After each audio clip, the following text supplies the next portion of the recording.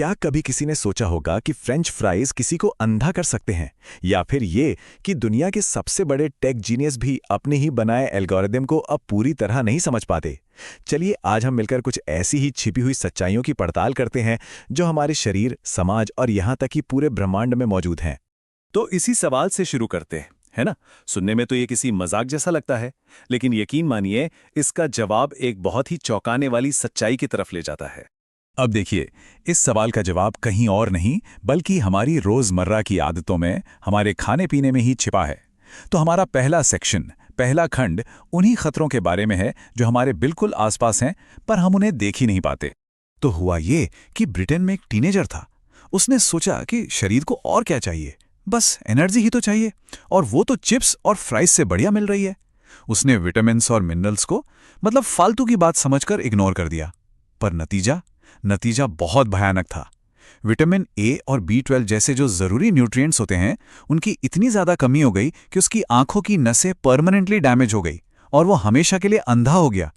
ये कहानी हमें एक बहुत बड़ी बात सिखाती है कि हमारा शरीर सिर्फ एनर्जी पर नहीं चलता, उसे तो पोषक तत्वों का एक बहुत ही नाजुक बैलेंस चाहिए होता है।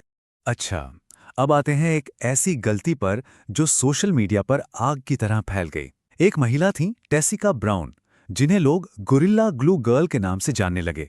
इनके साथ कुछ ऐसा हुआ जिसकी शायद ही किसी ने कल्पना की होगी। हुआ ये कि उनका हेयर स्प्रे खत्म हो गया था। तो उन्होंने क्या किया, गोरिल्ला ग्लू, जो कि एक इंडस्ट्रियल ग्रेड गोंद है, उसे इस्तेमाल कर लिया। शायद सोचा होगा कि ये भी तो बालों को सेट ही करेगा, लेकिन इस एक छोटी सी गलती ने उनके बालों को बिल्कुल पत्थर जैसा बना दिया। वो सीधे उनकी खोपड़ी में चिपक गए, और इस मुसीबत से बाहर निकलने के लिए पता है क्या करना पड़ा? पूरे 4 घंटे की एक बहुत ही मुश्किल सर्जरी। ये जो लाइन है ना, वे सचमुच अपने शरीर पर जहर लगा रहे हैं और उन्हें इसका पता भी नहीं है। ये उस खतरनाक मंजर को दिखाती है जब छठ पूजा के दौरान लोग पूरी आस्था से यमुना नदी में उतरे थे। नदी में जो वो सफेद झांक तैर रहा था, वो कोई कुदरती चीज नहीं थी, वो फैक्ट्रियों से निकला जहरीला केमिकल था। सोचिए, जानकारी ना होने की वजह से लोग अनजाने में जहर से नहा रहे थे। ये दिखाता है कि अनदेखे खतरे कितने कितने जानलेवा हो सकते हैं। तो जैसे धरती पर अनदेखे खतरे हैं ना, ठीक वैसे ही स्पेस का वो जो खालीपन है, वो भी अपने अंदर न जाने कितने ही हैरान करने वाले सच और छिपे हुए रिस्क लिए बैठा है। ये सवाल थोड़ा अजीब है ना। मतलब अगर हम मानते हैं कि स्पेस में तो कोई लाइफ है ही नहीं, तो फिर जो एस्ट्रोनॉट्स वहां से लौटते हैं उन्हें 21 दिनों तक एकदम अलग थलग क्वारंटीन में क्यों रखा जाता है? ऐसा बर्ताव क्यों, जैसे वो कोई अनजान बीमारी लेके लौट रहे हों? तो देखिए, इसके पीछे का कारण है अननोन रिस्क प्रिंसिपल। साइंटिस्ट ये तो जानते हैं कि स्पेस के जो हालात हैं वो इतने खराब हैं कि वहां धरती जैसा जीवन तो पनप ही नहीं सकता। लेकिन एक बहुत बहुत छोटी सी संभावना है, लगभग 9 के बराबर, कि किसी एस्ट्रॉइड पर कोई ऐसा माइक्रोब, कोई ऐसा सूक्ष्म जीव आ जाए जो किसी और ही ग्रह से आया हो। और अगर उस एलियन माइक्रोब की बायोलॉजी हमसे बिल्कुल अलग निकली, तो हमारे पास धरती पर उसका कोई इलाज नहीं होगा। बस इसीलिए ये 21 दिन का क्वारंटाइन एक एहतियात है, एक सावधानी है, ताकि पूरी इंसानियत को एक ऐसे खतरे से बचाया जा सके जो भले ही काल्पनिक लगे, पर हो सकता है बहुत विनाशकारी। अच्छा, एक और मजेदार बात, कभी सोचा है हमें जमीन से तारे टिमटिमाते हुए क्यों दिखते हैं? ऐसा इसलिए होता है क्योंकि जब उनकी रोशनी हम तक पहुंचती है तो उसे हमारे एटमॉस्फेयर यानी वायुमंडल की कई परतों से गुजरना पड़ता है। हर परत पर रोशनी थोड़ी सी मुड़ जाती है और हमें वो झिलमिलाते हुए लगते हैं। लेकिन वहीं स्पेस से, जहां कोई वायुमंडल नहीं है, वही तारे एकदम शांत दियों की तरह बिल्कुल स्थिर जलते हुए दिखते हैं।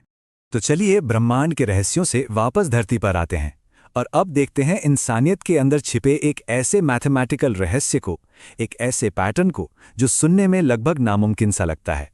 देखिए, एक बहुत ही हैरान करने वाली बात है। हमारी दुनिया की जो आबादी है वो हमेशा लगभग 50% पुरुष और 50% महिलाओं में बटी रहती है।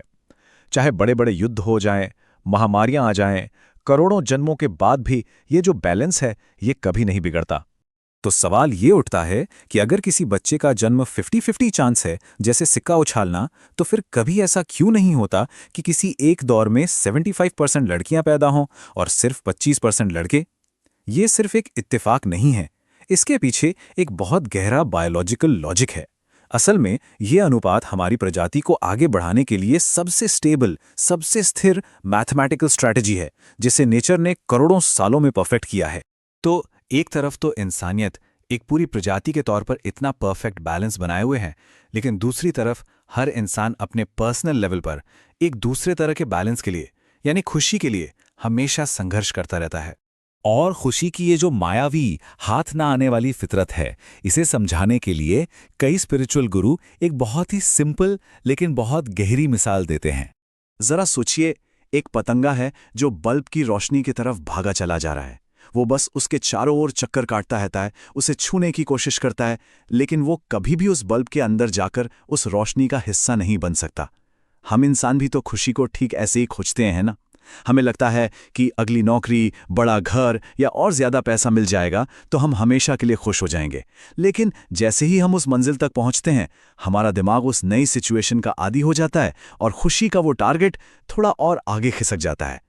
तो जैसे हमारा मन एक पहेली है, ठीक उसी तरह हमारी ये जो मॉडर्न दुनिया है, इसे चलाने वाले जो सिस्टम्स हैं, वो भी अपने अंदर कई गहरे राज छुपाए हुए हैं।